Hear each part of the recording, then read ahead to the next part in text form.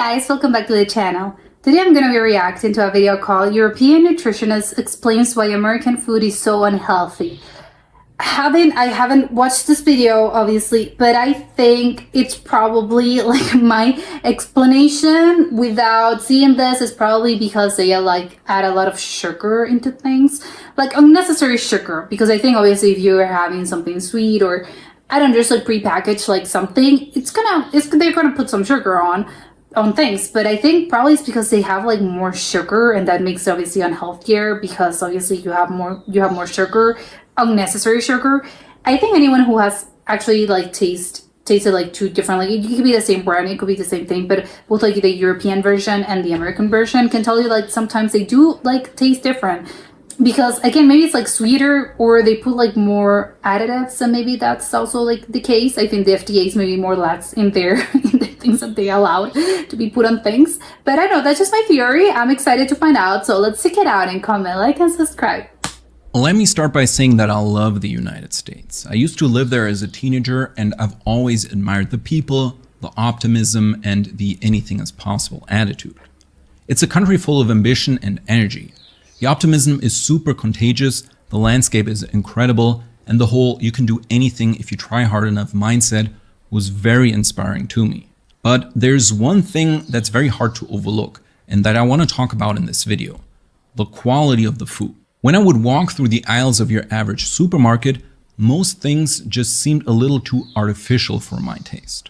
Bright neon cereals, cheese in a can, ultra sweet. The cheese in a can, it's like, if it's in a can, can you even call it cheese? Well, depends on what you call cheese. I think it has a very plasticky taste. Sweet bread, meats injected with fillers. It's sometimes... And the bread as well. Is it even bread? Well, you're still out. more like a chemistry lab than a grocery store.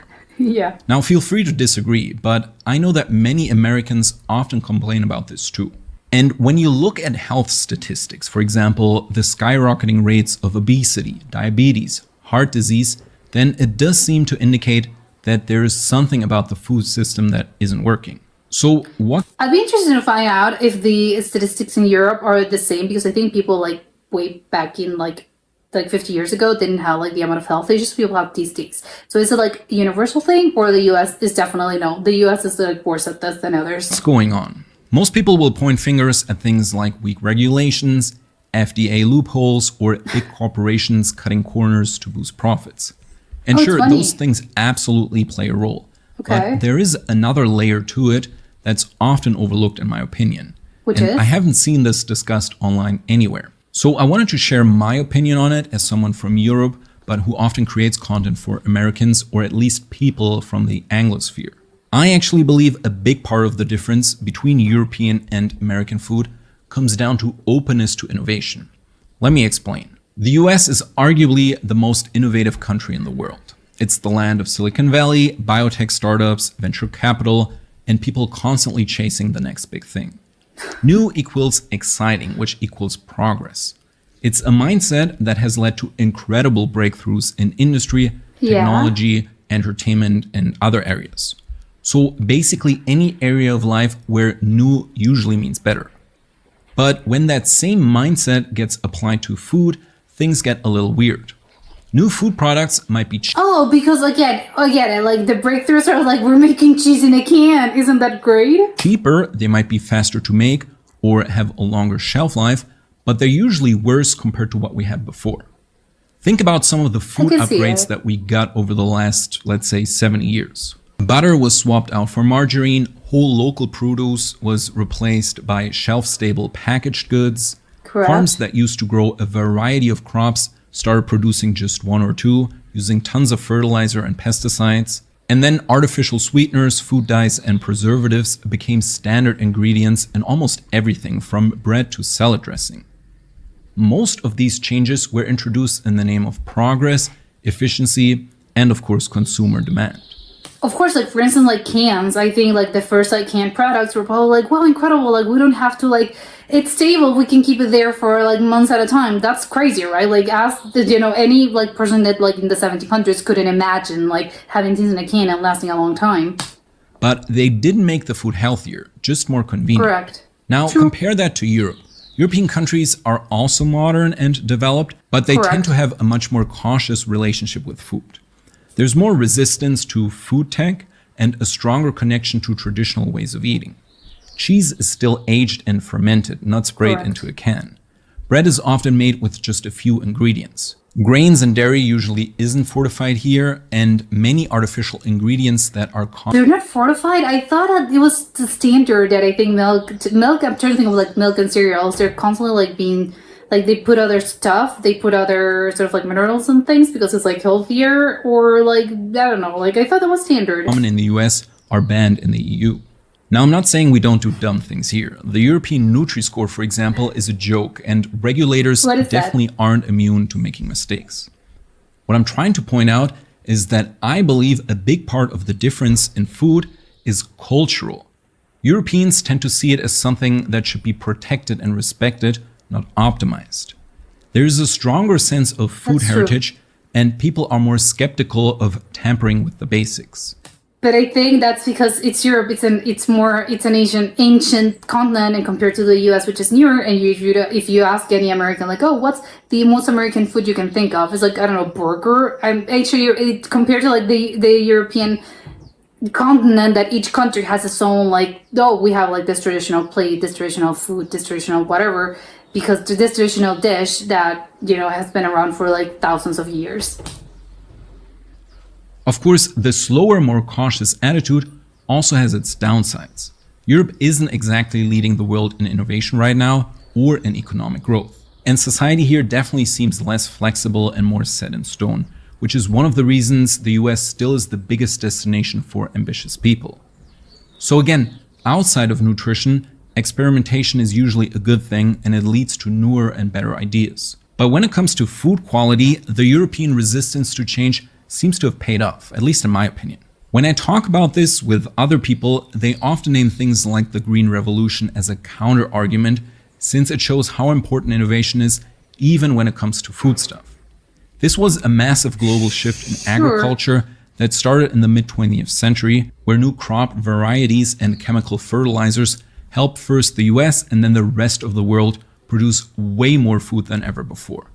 It definitely prevented a lot of famines Yeah, which is a good thing because the population is constantly growing. and allowed our global population to grow like never before. Yeah. I definitely don't want to downplay its importance, but even here there's a trade-off. The focus was on maximizing yield, so getting the most calories per acre, which means many modern crops are bred for size instead of nutrient content. For example, of that. NPK fertilizer, which stands for nitrogen, phosphorus, and potassium, was a core component of the Green Revolution. It's optimized for rapid growth and heavy production. But it also contributed to soil degradation because repeated use will strip soil of other important micronutrients like Well, that magnesium, sucks. zinc, and selenium. The result will be crops that produce more calories but fewer nutrients per calorie. Now, I'm not the first person to point this out, and there are smart people around the world trying to deal with these problems. All I wanted to point out in this video is that theoretically, you can have the best of both worlds. You can have innovation and quality, progress and respect for tradition. But it takes awareness and maybe a little pushback against the idea that newer automatically means better, That's especially when it comes to what we put in our bodies every day. So whether you're in the US, Europe, or anywhere else, I think the takeaway is that you should be more intentional about what you eat. Read labels and choose foods with fewer ingredients. I want to thank you for listening. I'm very curious to hear your thoughts on this. Have you noticed the same thing about food in the US, or do you see it completely differently? Feel free to share everything in the comments. I think it made some really interesting points. The first, I think like something that I was thinking about is that obviously it's about convenience, and he did talked about this. Like, yes, it's convenient, and you, especially again, I get that way back, and I'm thinking of like something 100 years ago, or even like 50 or 60 years ago, which is not that much. That's not that old compared to like in the natural like history of things. But I think people like life was just different back then. I'm thinking again, just like thinking of like the 1950s or even the 1940s, 50s, and 60s. I think people just all over the world, I think like led a little, like a life less probably hectic, And I'm not talking about like, oh, they worked less. No, it's not about work. It's just that life was probably a little bit more peaceful, chill. Is, I don't know, like I can't explain it, but I think like life these days, and I mean all over the world, just because culturally and just, we are in the 21st century, and it's like a very hectic sort of like lifestyle. Because even then, someone that leads like a very chill, lives in a very like chill society, like you're still not gonna have the time, because again, thinking about like, again, in like the 1950s or 40s, like you didn't have the convenience that we have in a lot of like these, like you go to a supermarket and like you buy your groceries and you buy your produce, and then you go and eat dinner, like you prepare you cook your dinner. Even like, again, in those, like way back in those days, probably I'm exaggerating a little bit because it obviously depended on the place, but I think especially like more rural places, they didn't have like the convenience of like a supermarket or a convenience store. So it is like people usually had farms, and they even had like their little farm, just in their own backyard, because again, that's just like people didn't had. And again, maybe I'm thinking of like not the 1950s, but maybe like in the 20s or in the 30s, like there was some amount of the population that lived in cities and stuff, and they had like other jobs. But most of the population, like there weren't like they weren't lawyers, or they weren't, I don't know, I'm trying to think of like, but they didn't work at stores. Like, no, most people were like farmers, because that was just the way of like people, the way that people lived back in those days. So it was all a thing of like, oh yes, we have to like work on a little farm, and then we are cooking, not even just for sale. No, it's just like the food that we have, that we eat, like we basically grow ourselves. And that was just the way of life. It was just how it was back in the day. And it was just like the normal thing.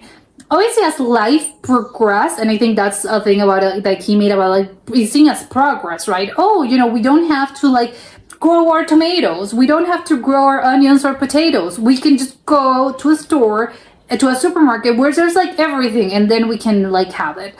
Flour, like people used to like make their own flour.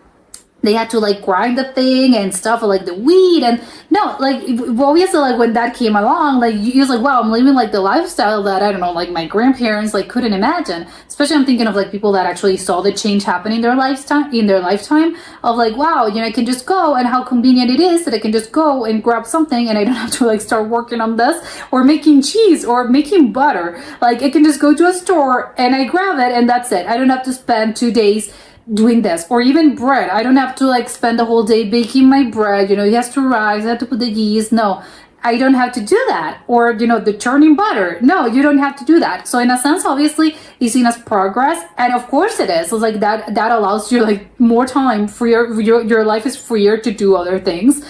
And that's a good thing, yes. But again, it's like because life just changed in general. So people like left the farms and were starting working in more industrialized places. And that's how you got like more people going to universities, more people having other jobs, and you sort of like left the land aside, except for like obviously some people that have to still keep it, and they still have to live off the land, which is good. But also like it came like those scientific like breakthroughs of, don't you want more crops? Like, don't you want to yield more crops? Because the ones that actually did stay like in this way of life, of like the farmer life, yes, of course you need, as the population grows, and because obviously that's obviously the case, the more people there is in the world, the more like most people, like the population is going to go, obviously it's always going to go higher. So it is like you need to feed people, and I'm talking globally, like you need to feed them. So how are you like doing this? Of course, like scientists were like, well, yeah, we have to do something because we have to feed all these people. So that's how they made all these like changes in the crops. And I think that's a good thing. The fact that you can grow, I don't know, because I know that I think bananas and carrots, like there are so many like crops that we have these days, and everything we eat as seen as something basic. I know that they made like crop. I know it's science. I don't know if it was like farmers or scientists. I do not know the history of them, but I know that they had to like crossbreed some stuff, and they had to like basically like grow and make the little seed as in something that's eatable and that's edible, and something that maybe can withstand like several like bugs, or it can maybe like last longer, or maybe you can have, maybe back in those days, like, oh, we only have carrots like 2 months out of the year. No, but like we have now these days, we have like maybe seeds that allow this to be grow. Like we have this carrot seed. I know the carrot I think, do carrots come in seeds? I have no idea. But the thing is that it doesn't like, oh, maybe like it's advanced, because it's like, no, 100 or 200 years ago, maybe like this little seed only could grow like 3 carrots for 2 months out of the year. These days we can have carrots all year round, and it yields, I don't know, 6 carrots. So I'm taking, like, put the example of carrots. Obviously, I think that's totally wrong. I don't think carrots are grown that way. But I think that's sort of like the general idea, which again, it's a good thing because, well, yeah, now we have more carrots. But however, it's like, yes, that's the downside. Obviously that's good. That's the upside. But the downside is like he mentioned, like you are prioritizing probably like how I like the amount and the quantity over the quality. Which obviously it's a bad thing because not everything's perfect. But on one hand, that solved the problem of how are we feeding all these people, but it's like less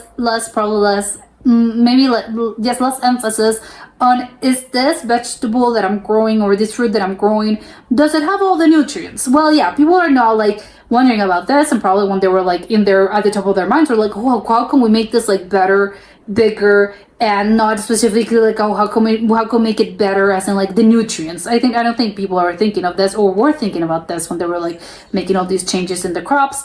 So on one hand, it's like, yes, it's good, but at the same time, well, it's bad, right?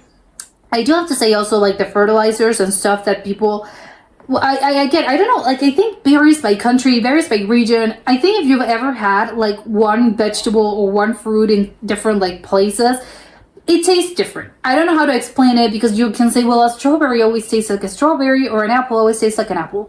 But I think, or a banana always tastes like a banana. But yes, but at the same time, no. Because if you have them in different like places in different countries, like you can like, there's a difference in the taste. And you're thinking, or at least I know that I've asked myself, it's like, okay, why does this taste different? Is it the soil? Is it like the fertilizer that they're putting on this? Or is it like the actual variety of like this seed, like we only grow like this type of seed? Because it's not like a thing about, oh my God, this doesn't taste like a banana anymore. No, it's still the same taste of like the fruit or the vegetable that you know. That it's something different. They do taste different, and it's just like, again, I know that, again, I've wondered this. It's like, why do they taste different? Is it just this? I think like the fertilizers that they're putting on this. Is it like an organic? And also like think there's the comparison of like, oh, this is organic and this isn't. Sometimes like people say like, no, the organics do taste different. Sometimes yes, they're there, but sometimes like I don't think you can actually see, well, no, sometimes you can definitely sense like different, the switch in taste that I'm talking about. But again, actually there's also like probably more emphasis as well, and I think that's a very American thing of like food, and especially not food as in like a presented dish. No, I mean like a potato, like the produce like has to look pretty, like it has to look nice, and everything has to be like perfect. I think like when you go to like an American like supermarket, usually like everything is like equal, like all the eggplants are like the same size, everything's like the same color, the tangerines, like everything has like very specific sort of like look to it all usually. And in Europe I think it's more common to see like more variety, because, and it's like, why do I care if this potato is not perfectly round? It's like, well, potatoes are not, sometimes they're not round. There's like different kinds of potatoes, but it's like sometimes it doesn't have to be pretty, right? It just have to be like, well, if it's natural, again, because I think there's more emphasis, and if it's naturally occurring, it's not gonna be perfect, as in like, it's not gonna look like a beautiful red, right? Well, I don't know how to explain it, because I know that I'm contradicting myself, because sometimes, again, like I'm thinking of like tomatoes that you grow like in your yard, they can be pretty, of course, and they can be like very nice, but there's like more variety usually. Like it tends to be less artificial. They look less artificial, and I think in Europe people like don't really care about like the produce looking beautiful and perfect. They just like,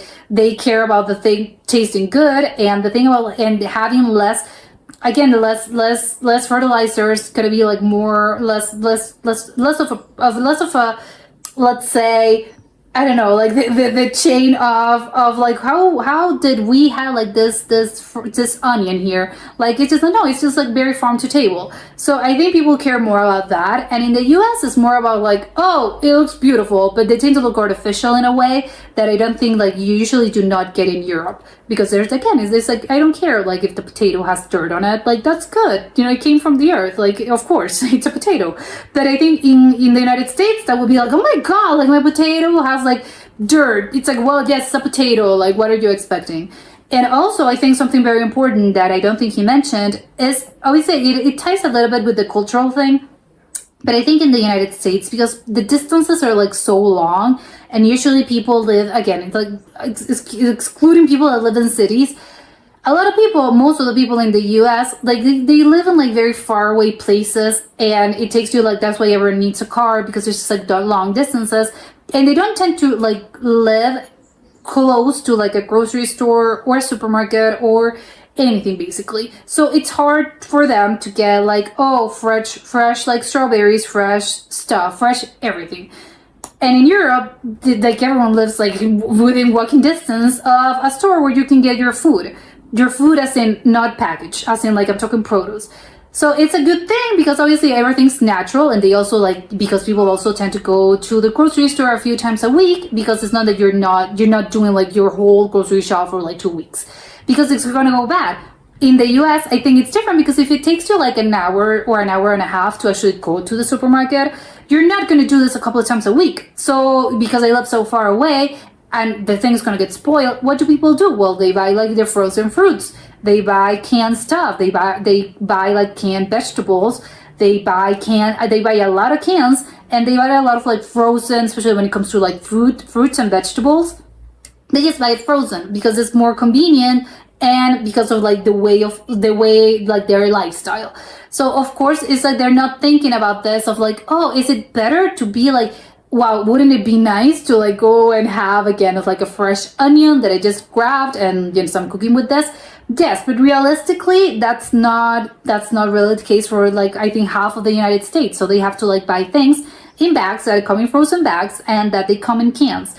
So on one hand, I think, and probably any sort of like any nutritionist or any doctor is going to tell you, well, one canned vegetable or one frozen like fruit is better than no fruit at all. If that the alternative is just like buying pre-packaged or just like ready to make like food, well, of course, at least you're getting some sort of nutrient in your little frozen bag of blueberries. But is it, if that's the alternative, I would guess yes. It's okay, well, we'll go for that. But I think that you have like less options, just because again life is just different and it's more convenient to get them.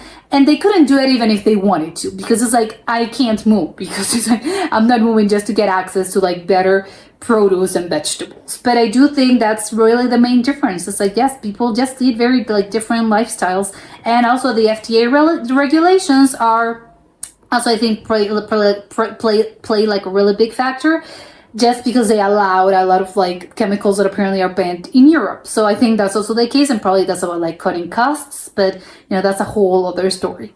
But that's it for today, and I'll see you next time. Bye.